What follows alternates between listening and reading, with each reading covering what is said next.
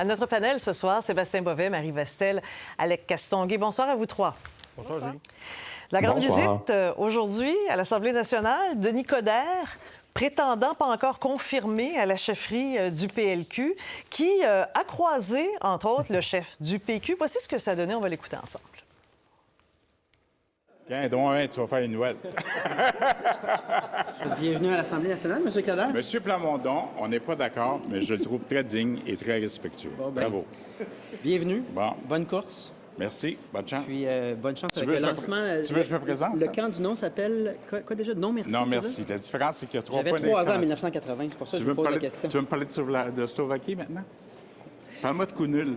Non, je vous souhaite la bienvenue à l'Assemblée nationale. plaisir, mon je vous vieux. souhaite bonne Merci. chance à votre course. Bon. Alors, certains diront, Denis Coderre a encore trouvé le moyen de faire parler de lui. Effectivement, il est très efficace et ça marche. Quand c'est rendu qu'il dit à Paul Saint-Pierre Plamondon, viens-t'en ici, tu vas faire les nouvelles, il n'avait pas tort. On va le reconnaître quand même. Ceci dit, on a l'impression que ça devient son meilleur ennemi ou enfin un peu dans ce genre de dynamique-là parce que M. Coderre, ce qu'il dit maintenant, c'est que s'il songe à replonger en politique, c'est parce qu'il y a une grave menace qui plane et c'est la menace d'un 3e référendum. Voici comment il l'a expliqué. Est-ce que la souveraineté, c'est redevenu une menace à vos yeux? Bien, la raison pourquoi je réfléchis à revenir, c'est à cause de ça. Puis j'ai pas à douter de M. Plamondon, il dit, si j'ai le pouvoir, je vais le faire. Alors, ça veut dire que pour la prochaine élection, ça va être l'axe fédéraliste séparatiste, c'est clair. Donc, les libéraux, c'est le seul parti fédéraliste au Québec.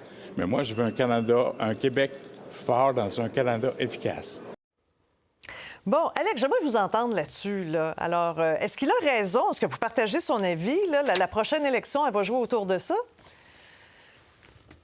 Oui, moi je partage son avis depuis longtemps. À partir du moment où le Parti québécois promet un référendum dans un premier mandat et qu'il maintient sa position lorsque la campagne électorale va débuter, je pense que ce sera une campagne électorale beaucoup axée sur la question de la souveraineté, de l'indépendance, du référendum. Ça va aspirer tout l'oxygène. Veut pas, il n'y a rien de plus gros que d'essayer de faire un pays et les conséquences qui vont s'en suivre. Donc, je pense pas qu'on en soit là encore. Il peut se passer bien des choses en près de 3 ans. Mais pour Denis Coderre, qui, lui, ne voit pas tant tout de suite la prochaine campagne électorale, mais remporter une éventuelle course au leadership libéral, bien, c'est du bonbon pour lui. Les libéraux partagent différentes visions sur l'économie, sur les droits humains, sur les droits individuels, sur différentes choses, mais ils s'entendent tous sur une chose, ils sont en faveur d'un Canada uni. Alors, pour aller chercher les libéraux qui sont démotivés, démobilisés, peut-être ailleurs, ben c'est un bon rassembleur là, que de parler de la fédération, de combattre le séparatisme, comme il l'appelle. Alors, pour lui, c'est une bonne table dans laquelle jouer en ce début balbutiant de course à la direction, là. Oui, bien, Marie, on sait à quel point le Parti libéral s'est cherché, se cherche peut-être encore voilà. aujourd'hui. Hein?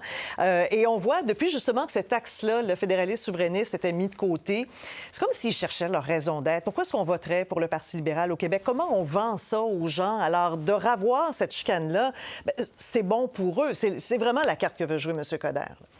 Oui, pour toutes les raisons qu'Alec a très bien expliquées. C'est sûr que c'est payant pour M. Coderre de trouver une raison de se présenter, une raison d'être au parti qui, il faut le dire, se cherche depuis quelques années. Je trouve, par contre, que ce que ça annonce, c'est que la situation va peut-être se corser, pas peut-être, va se corser pour Paul Saint-Pierre Plamondon, parce qu'on voit déjà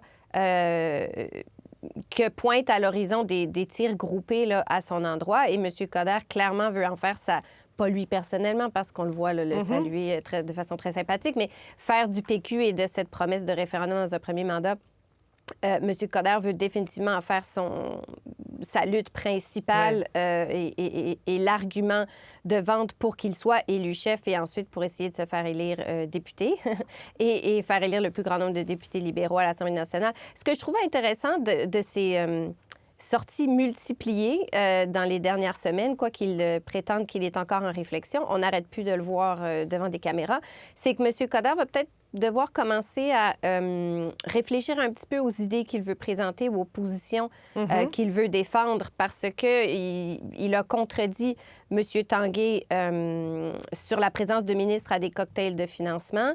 Il s'est aussi contredit lui-même, c'est fort quand même, en quelques semaines, sur le bien fondé d'invoquer la clause dérogatoire pour la loi sur la laïcité, la loi 21. Il disait au Devoir qu'il était contre, il est maintenant pour. C'est correct de proposer des idées nouvelles, c'est le propre d'une course à la chefferie, sauf que à se contredire lui-même ou à contredire son parti à répétition, je ne suis pas certaine que M. Coderre est là nécessairement parfaitement en ligne avec les libéraux et de répondre, vous me posez la question puis je réponds pour justifier qu'il se contredise lui-même. Je ne suis pas sûre que c'est le meilleur argument pour avoir l'air sérieux. D'autant plus que, il faut quand même le rappeler parce qu'on l'oublie. Parfois, on a l'impression que c'est lui le chef du Parti libéral du Québec. Non, il n'est même pas un candidat. C'est même pas confirmé encore. Mais même Paul Saint-Pierre Plamondon, aujourd'hui, quand il parlait de lui, il en parlait pratiquement comme si M. Coderre était officiellement celui qui parle au nom du Parti libéral du Québec. On l'écoute. Je pense pas que la campagne de peur avec les slogans des années 80 colle avec ce que tout le monde constate en 2024. Donc, on va surveiller ça attentivement parce que ça vient de la personne qui probablement sera chef du Parti libéral du Québec. Ça fait de lui donc potentiellement le co-chef du camp du non avec François Legault, ce qui crée un duo... Co-porte-parole. Oui, c'est un duo de co-porte-parole du camp du non qui est pour le moins intéressant. Bon, c'est comme Sébastien s'il venait de faire plein de nominations, là, M. Paul Saint-Pierre Plamondon. Il saute quelques étapes, mais c'est de bonne guerre parce qu'il est dans ce bain politique où on peut faire un peu de politique-fiction puis essayer de caractériser nos adversaires politiques. Mais l'image de Paul Saint-Pierre Plamondon et de Denis Coderre, bras dessus, bras dessous, est absolument extraordinaire d'une certaine façon parce que tellement ils sont opposés diamétralement sur la question nationale, c'est-à-dire un fédéraliste puis l'autre souverainiste, tellement leur sort est lié aussi. C'est-à-dire que si le Parti québécois monte dans les sondages, ça ramène du monde au Parti libéral parce qu'ils se disent on veut pas de souveraineté, donc on va aller se réfugier au Parti libéral. Puis ça bloque le passage à des partis qui autrefois, la CAQ a pris le pouvoir en mettant de côté cette question-là. Québec solidaire en parle pas aussi souvent que certains souhaiteraient qu'il en parle. Et donc, ça ramène les deux vieux partis, si on veut, un peu à l'avant-scène en ressortant cette idée des 50 dernières années, l'axe fédéraliste, souverainiste. C'est quand même assez particulier à quel point leur sort est lié, si on veut. Un progresse, l'autre va progresser aussi. C'est pour ça que je parle de meilleur ennemi ici. Voilà. D'ailleurs, ce tweet de Paul Saint-Pierre Plamondon, où c'est le jour de Saint-Valentin, il ne faut pas l'oublier, où on voit qu'il y a de l'amour dans l'air. Alors, les petits cœurs, quand il écrit ici, pour la Saint-Valentin, trouvez-vous quelqu'un qui vous regarde comme Denis Coderre me regarde. Mais c'est intéressant parce que vous l'expliquez, la logique. C'est le besoin l'un de l'autre, le besoin de reproduire cet axe-là qui sert les deux partis. Il y a des cœurs au-dessus de la tête de Denis Coderre. Oui, je sais pas si vous avez qui ont remarqué, été rajoutés dans la photo, ça, mais pas par nous. C'est vraiment, ça vient du Parti québécois, précisons-le. Ceci dit, à la CAQ, on regarde ça et on a un autre son de cloche. Voici quelques petits extraits ici de ministres caquistes. Oh, M. Coderre qui veut nous ramener à la vieille époque du oui et du non. Écoute, moi, je suis venu à la CAQ parce que je pense qu'on en a eu assez de cette époque. Mais ce qui est ringard, là, c'est l'espèce de compétition entre Paul Saint-Pierre Plamondon puis Denis Coderre pour savoir lequel des deux va dire le plus souvent le mot référendum. C'est comme une compétition. Bon, parce que finalement, Alex, on revient à vous là-dessus. Ceux que ça dessert, c'est la CAQ en réalité. Oui, bien la troisième voie qu'incarnait la DQ à l'époque, qui incarne la CAQ maintenant, a été très populaire. Et je pense qu'il y a encore beaucoup de Québécois qui n'ont pas nécessairement le goût de jouer dans le film d'une campagne référendaire. On verra bien lorsqu'elle va approcher, cette campagne-là. Je ne pense pas que cette troisième voie-là n'ait plus de traction ou soit discréditée. Une voie donc nationaliste à l'intérieur du Canada. Donc, on verra bien s'ils sont capables de jouer leur carte. Je vais juste dire en passant que l'idée d'avoir comme co-porte-parole Denis Coderre et François Legault dans une campagne référendaire ne peut pas se produire. Parce que pour qu'il y ait une campagne référendaire, il faut que le PQ prenne le pouvoir. Si le PQ prend le pouvoir, François Legault va démissionner. Il ne sera plus premier ministre, ne sera plus chef de la CAQ. ça n'arrivera pas. Alors, est-ce que Denis Coderre va être encore là? Ah, ça se peut. Je ne le sais pas, mais ça voudrait dire que François Legault, lui, ne sera plus en politique si Paul Saint-Pierre Plamondon devient premier ministre. Mais non, maintenant, il faudra voir si effectivement les meilleurs ennemis sont capables, en faisant parler l'un de l'autre, de marginaliser la troisième voie. C'est pas fait encore. On verra si ça va réussir. Et je me questionne aussi sur comment les gens au Parti libéral, ceux qui sont élus actuellement, voient tout ça. Parce que Marie, j'aimerais qu'on revienne sur l'élément que vous avez avancé, c'est que M. Coderre, quand il parle du Parti libéral, il ne parle pas du Parti libéral avec ses positions actuelles. Hein? Lui, il est pour un troisième lien autoroutier là, à Québec. Alors, vous avez parlé de la loi 21. Nordvolt, lui, il n'y a aucune espèce de problème avec ça. Finalement, le Parti libéral, c'est quoi? Il ramasse la marque, mais il laisse de côté toutes les idées qui vont avec? Bien, c'est toujours un peu le problème d'un outsider, si vous me permettez l'expression. M. Coderre est un libéral, là, mais un outsider du PLQ plus précisément. Ouais. C'est toujours le problème d'un candidat qui veut rejoindre la famille et qui a des idées qui n'y correspondent pas nécessairement au fédéral. Plus près de moi, on peut penser à Thomas Mulcair, qui était venu au NPD puis qui avait un peu eu des tensions, justement, avec la base militante parce qu'il ne logeait pas précisément aux mêmes positions traditionnelles du NPD. Je ne dis pas que M. Coderre, ça ne collera jamais avec les militants libéraux, c'est pas ça que je dis, mais il me semble que si on veut présenter ses propres idées et qu'on sait qu'elles sont différentes de celles que le parti qu'on veut rejoindre a portées dans les dernières années, il me semble que je ferais ça de façon plus posée, soit présenter un cadre, une plateforme de candidature à la chefferie. J'attendrais d'être candidat pour étoffer mes positions et surtout, je ne me contredirais pas moi-même en l'espace de 2-3 semaines sans aucune explication plus poussée que de dire je réponds aux questions. Ça donne un peu l'impression que M. Coderre se prononce sur tout et rien parce qu'il aime beaucoup être devant les caméras. Je ne suis pas certaine que ça rassure non plus les libéraux qui étaient un peu inquiets de le voir débarquer avec ses gros sabots sans convaincus que M. Coderre avait vraiment changé son attitude en politique. C'est le seul bémol que je vois à sa tournée médiatique des dernières semaines. Un petit mot là-dessus, Sébastien. Il reste qu'on parle du Parti libéral. Voilà. Puis ça, c'est important pour beaucoup de militants du Parti libéral d'être de retour sur le radar. Mais c'est sûr qu'ils ont travaillé pendant 5-6 mois, les libéraux, à se gratter la tête, à faire des consultations, à pondre l'espèce de nouvelle Bible du Parti libéral. Puis lui, il arrive, Denis Coderre, puis je ne sais même pas s'il a fini de lire le document. Je suis pas sûr qu'il l'ait lu encore. Bien, il disait qu'il le lisait. L'a-t-il lu au complet? Ça, c'est la question. Il est pas vite. Et pouf! Puis, il est occupé. Puis pouf! Bien, il est occupé à donner des entrevues. Mais pouf! Il arrive avec la vieille idée « Je suis capitaine Canada pour défendre le fédéralisme au Québec. Je ne parle pas du renouveau du Parti libéral. Puis il y a quand même un défi, comme Marie le disait, d'incarner le renouveau. Il sort une vieille idée alors qu'il y a des militants du Parti libéral qui aimeraient qu'il incarne le renouveau. C'est un défi pour lui. Mais lui, il va vous dire la vieille idée, elle était gagnante. Alors, pourquoi pas ressortir les formules gagnantes, finalement? Bon, je vous amène sur l'alcool au volant. Ça a fait beaucoup jaser encore aujourd'hui. Il y a bien des gens qui se demandent, mais pourquoi la CAQ ne veut pas faire comme pratiquement l'ensemble du Canada? On va regarder une carte ici. Parce que partout au pays, sauf au Yukon, la limite, c'est 0,05. On est même plus sévère, je pense, en Saskatchewan, où c'est 0,04, la limite d'alcool dans le sang qui est autorisée. Mais ici, Mme Guilbeault, ministre du Transport, qui est en train de retravailler là, sur un code de la route, sur la sécurité routière, elle refuse de la changer, cette limite. Demain, il va y avoir un vote. On s'attend à quoi? Est-ce que c'est un vote libre, non, Alec, demain? C'est un vote libre, mais tout le monde pense de la même manière. Ça tombe bien. C'est pratique.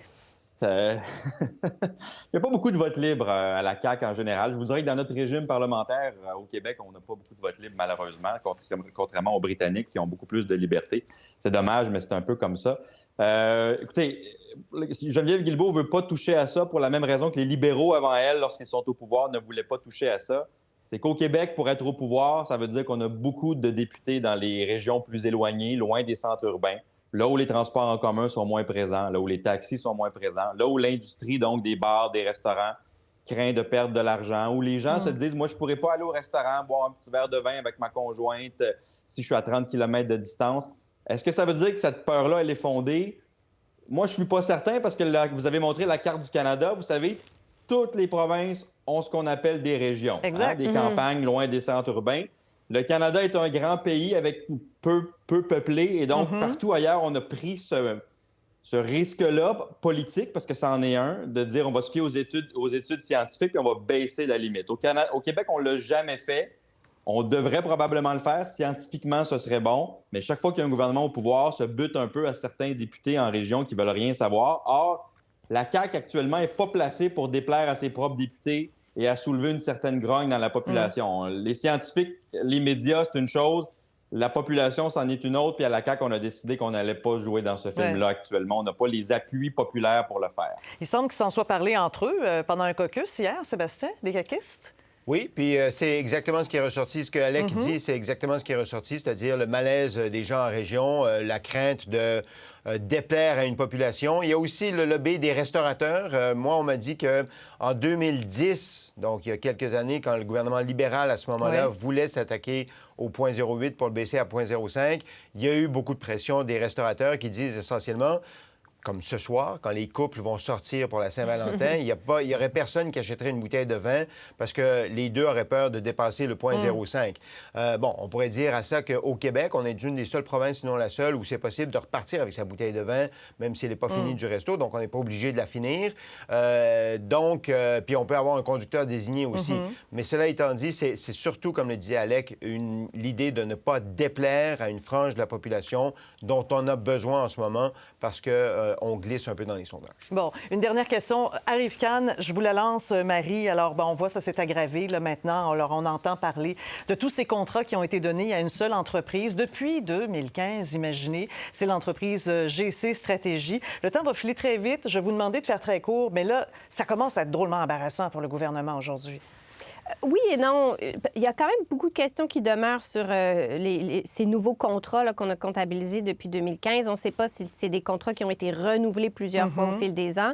On ne sait pas s'il y avait des contrats ouverts, par exemple, qui permettent à une compagnie d'avoir une espèce de contrat qui permet d'accumuler les contrats par après. Donc, je trouve qu'il y a encore des questions. Et la vérificatrice générale, quoiqu'elle ait été très, très, très sévère à l'endroit de précisément le cas d'Arrive-Can, elle n'a pas pointé le gouvernement du doigt une seule fois, aucun élu. On parle vraiment de la fonction publique de 2 employés potentiellement là, sous enquête de la GRC et des échelons supérieurs qui auraient dû faire des vérifications au fil des millions qui s'accumulaient. Mais pour l'instant, le gouvernement n'a pas été ciblé. Là où il y a peut-être un risque, c'est qu'on nous dit aujourd'hui que les contrats ont été suspendus depuis novembre 2023. Or, il y avait des questions sur Arrive-Can et cette compagnie-là depuis 1 an plus tôt. C'est peut-être là qu'il va falloir que le gouvernement s'explique, à savoir si on a réagi assez rapidement. Alors, les partis d'opposition demandent tous qu'on creuse davantage, qu'il y ait plus d'enquêtes. On en saura peut-être plus au fil des prochaines semaines ou mois. Merci à vous trois. Bonne Saint-Valentin. Bonne soirée. Bonne soirée. Au revoir. Au revoir. Pour voir nos émissions en entier, rendez-vous sur la chaîne Ici RDI.